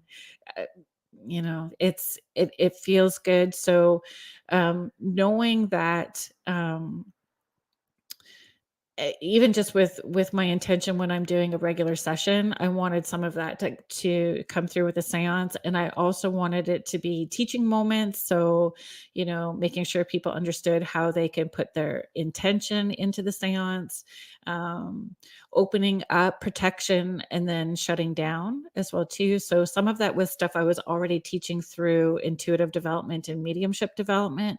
And then as far as the process of the seance and what we did, it just was trial and error and always shifting and moving. And the original poke, I guess, to get me going with the seances was a book that I read called The Witch of Lime Street, which was about oh no, I can't believe I'm forgetting her name, but it is a medium that almost won the the Scientific Americana contest that Harry Houdini and um, Sir Arthur Conan Doyle. There was other scientists. They were judging this contest to see if there was any mediums that could actually prove that they were legit. It was really early when spiritualism was taking off, and Houdini wanted to connect with his mom. He was out to prove that mediums were charlatans. He was hosting a lot of seances, and his very public battle with this medium who was actually Canadian, and she married a Boston doctor and had moved into the States. It was a very public battle that they had anyway. So I read this book about her seances, and actually got kind of raunchy, to be honest. they were kind of raunchy. At one point she was naked and letting people check all her lady bits out to make sure she didn't have anything there. And I know at one point I think he had nailed her hair down. Houdini created like a box, a speaking box for her to be inside to try to catch her being a charlatan. That book just, I don't know. That was really the inspiration of the book for me to start doing the seances from home and see what happens with them and where it goes. Hi, Lauren. Thank you for being here. Alicia, I'm not sure if the prayer is written anywhere or not. I don't know if it's in Patty's book. I can write it out as well too. Let's stick it on social media for you.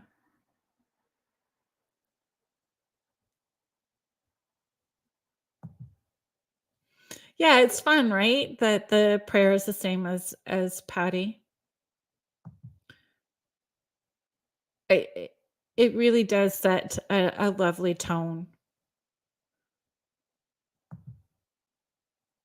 Yeah, I know, right? That Houdini was very much into psychics. That was a big part. And honestly, I would love Houdini to come through in a seance. He hasn't. We've had other famous people come through, but I haven't had Houdini. Yes, Penny Dreadful. Okay, what was the book called again? Oh, for Patty, just one second. I had to write it out. Old World Magic for the Modern World: Tips, Tricks, and Techniques to Balance, Empower, and Create a Life You Love. Michelle Plummer, Penny Dreadful also, like at the same time Penny Dreadful was out, for some reason Penny Dreadful popped in my head. So I know that Penny Dreadful, there's one episode in Penny Dreadful where they do the seance, and she starts trance channeling, so her voice changes and she does that creepy crawl across the table. Oh, that's a powerful scene. And again, fear, right? It's very fear based, and it makes it all moody and everything else. And I wouldn't say that any of the seances that I've done are scary or moody that way.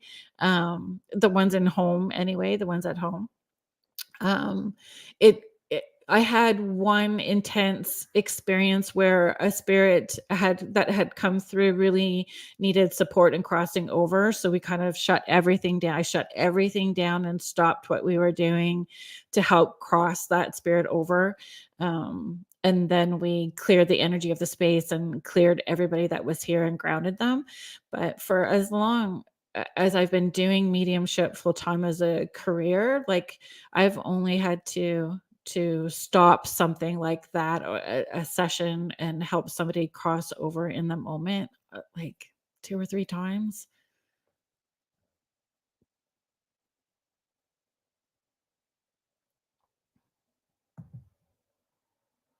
I don't think he did. I don't think that he did. Contessa's just sharing, Penny Dreadful is my favorite. Yes. Yes. As you can see, my profile picture is Vanessa Ives. I've loved Penny Dreadful too. That scene was exciting. I agree. Um, the spirit that I had to help cross over, oh, there was it was not necessary to say that it needed help. Just the way that things were happening in the space, equipment was going off, how she was in my face. And I actually was in the Estes method at the time, and so I had the blindfold on. When I do the Estes method, it's pretty intense for me. It starts to feel like I'm pulling out of my body. It's very sensory thing that happens. And that spirit in particular had got up in my face and was yelling. And then I said, as I was starting to take the headphones off, I was knocking the headphones off, and she had run behind me and around the table, and we had the tripwire on the floor. And as I was saying, she's running behind me, she's running around the table, the lights were going off and everyone could see that she was running around the table. And that's when I stopped. But that activity started before then. Like, it started before the seance, so it already felt sort of electric in the space. Yeah, Jody, you were here for that one. Jody's just sharing, it was intense and very clear, and the minute she was helped, the space got lighter. It really, it did. Like, it felt lighter immediately as soon as we got her crossed over.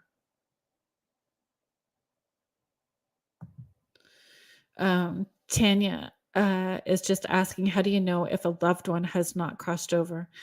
The energy, for me personally, when I'm working or tapping into it, the energy will feel thick. It will feel like trying to move through mud. It doesn't feel light. It doesn't feel as loving as it should. The messages sound like this. It will sound like muffled, or the teacher from Charlie Brown. The messages aren't flowing really fast. So and oh yeah, so, and again, 3, like, I'm thinking off the top of my head how many times I've done that. So in sessions twice, and in that seance, once. So, like, in all that time, so really it's it's more rare for me to run into a spirit that feels stuck and is needing help crossing over. And I had that. I'm gonna see. Yep, there it is.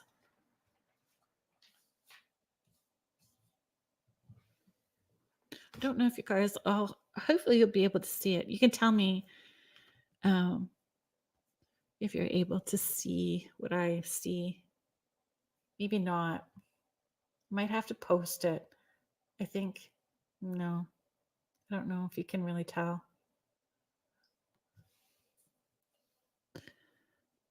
No, I don't think so. Maybe a little bit. Can you guys see? So this picture that I'm holding up is a Polaroid.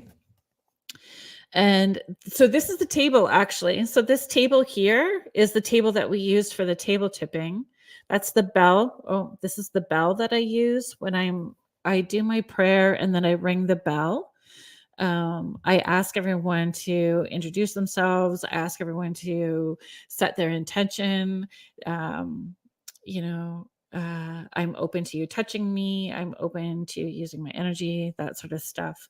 Um, there's a music box on the table. So the music box was going off, and then I snapped the Polaroid facing that direction where the table was, where the spirit box or the music box was going off. Um, yeah, it's not so much that it's foggy.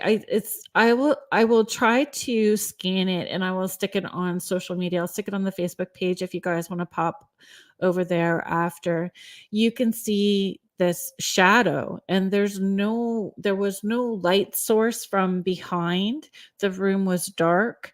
Everyone was seated at the table. Nobody was standing at the table, like standing up. And again, there was no light source. And you see a full shadow, like shoulders and a head, that's in front of the folding table where the bell is. And you can see through that shadow to the spirit box and the bell, which is, and it's great that it's on a Polaroid, because you can't do anything with that, right? You can't manipulate it in any way. And I'm not sure. I don't think that we got anything on, or I didn't have the camera aimed in the like the video camera aimed in the right direction with that one. But we've had a lot of really neat experiences with the seances at the house.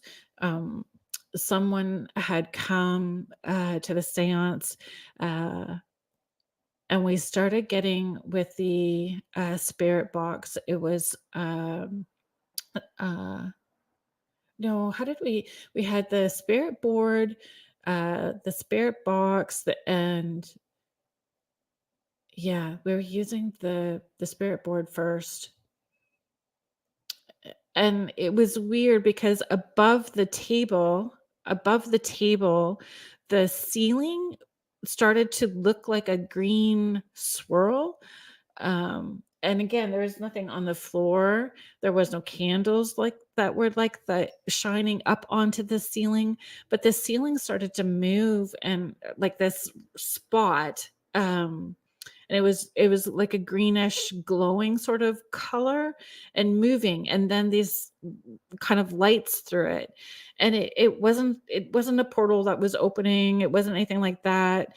But what was interesting, the spirit that we were connecting with, his name was Orion. He was interested in magic. He was interested in stuff that was that sort of thing. And it looked like a galaxy had opened up above the seance table. It was great. It was good. And I don't think that any of the pictures turned out when we tried to take a picture of that, but it looked like a galaxy opened up above the seance table. And that his name was Ryan, and it looked like Orion, like a galaxy. It was a pretty, it was kind of a powerful experience. And I just kind of, that everything was all lined up, that he was kind of spelling his name, and that we had words coming through the spirit box, and then this thing that opened up above the table. Katessa's asking, my tattoos, are any of your tattoos sigils? So here's the interesting thing about, and I would encourage anybody, if you have tattoos, to do some research and understand what sigils are, and how you can create your own sigil, and how you can incorporate your sigil into your tattoos. So that's kind of a yes. There's some things within the tattoos that would be sigils and symbolic for me, for sure. Numbers, so there's repetitive numbers in there as well too. And again, personal stuff, and a lot of it around family and protection, for sure. How many babies I've had, losses and births,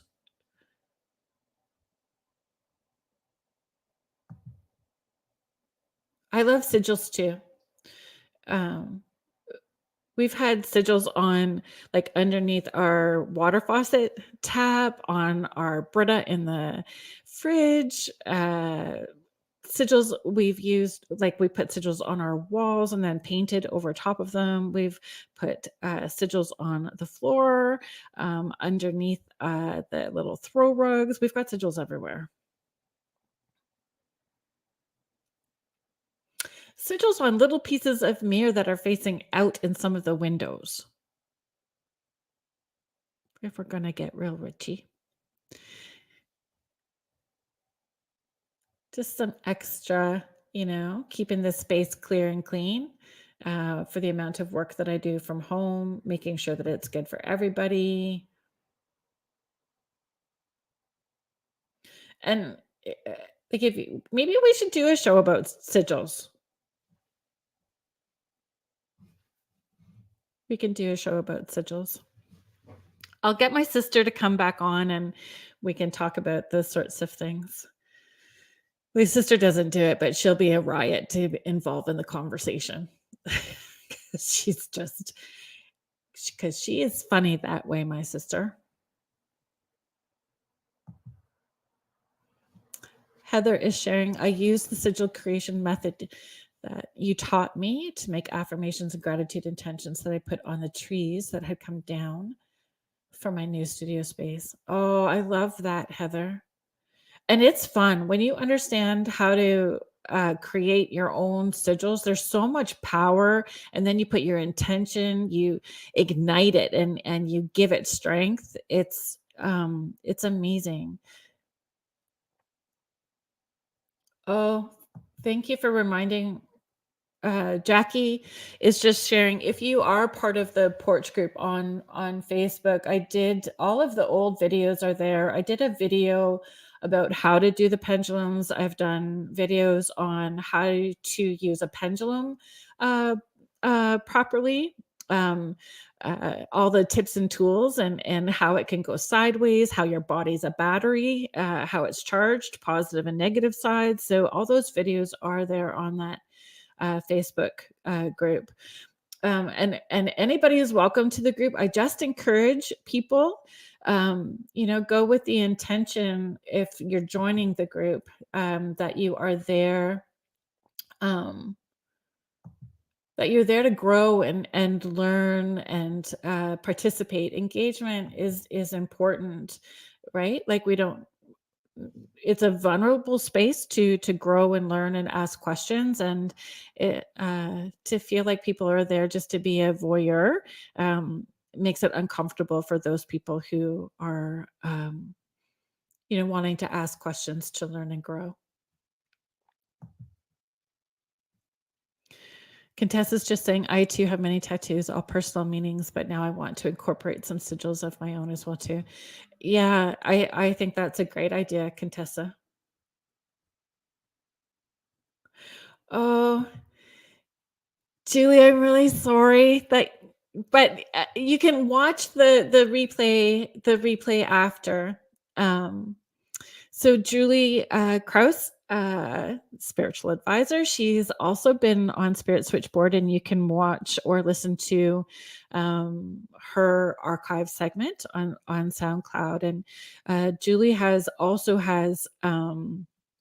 a support group, a spiritual teaching, mentoring group. If you go to her website, it's there. She's also on Instagram and Facebook. She does videos as well too, and she does have a class that is coming up, or a workshop regarding intuition, spirituality, and eating disorders, something that doesn't necessarily get talked about enough, I think, or understood. So she has that coming up as well too, if you want to participate or check that out.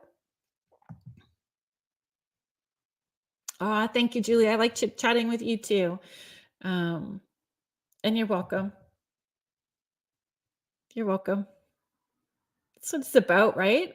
For all of us to create a community and supporting one another. So thank you very much, everybody, for hanging out. Thanks for all the great questions that you guys asked. You guys make this very special. I'm very grateful and appreciative. Tammy, I see you, Tammy. Oh, hi, Tammy Johnson. Thank you for being here. Um, so I have in the past, and I think that I needed to take Contessa's just asking, would you ever consider doing a live event online?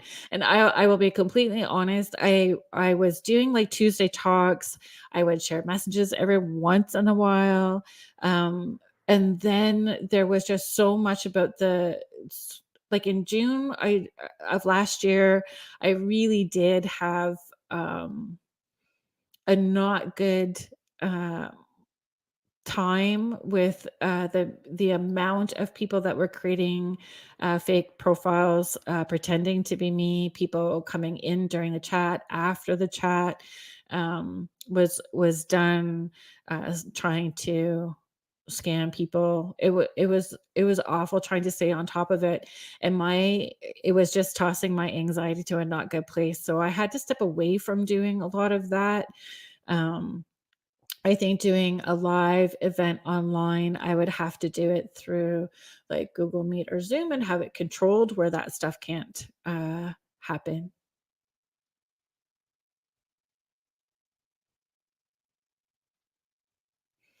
Because it was not just even like a little bit, it was overwhelmingly horrible.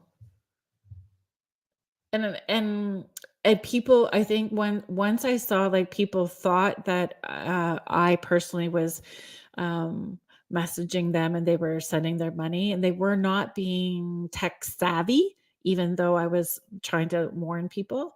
Once I saw people were losing money, then I really felt responsible. And I know that I'm not responsible, and I know that it wasn't my fault, but I still feel bad for them. So that's sort of when I changed things. Joanna is sharing, that's a shame because I love the Tuesday talks. I did too, and it's been there's an inkling of maybe switching it up. Somebody suggested that I do coffee with Carrie Lynn. And so maybe we'll do a morning coffee, and I'm just trying to get that, and there's a bunch of things kind of coming in the works. Julie, I would love that. Where did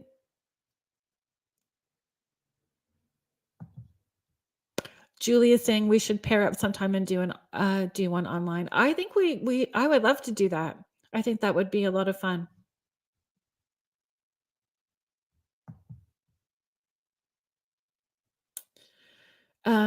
Okay. Thank you so much, everybody, for hanging out with me. Thank you to the wonderful UPRN, the United Public Radio Network, and the UFO Paranormal Radio Network, 105.3 and 107.7 FM in New Orleans. Next week on the show, I have fellow UPRN host.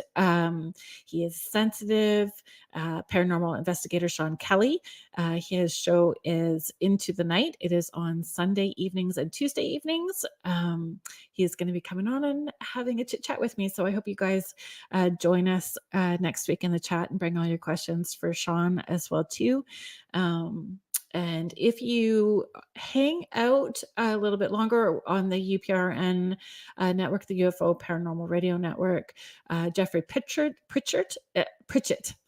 So sorry, Jeffrey. Jeffrey Pritchett is on next with Church of Mavis, and that's a great show. So remember, all of the shows are on the archives through SoundCloud. You can find them there. And thank you so much, everybody. Thanks for being here, and we'll see you again next week. Bye.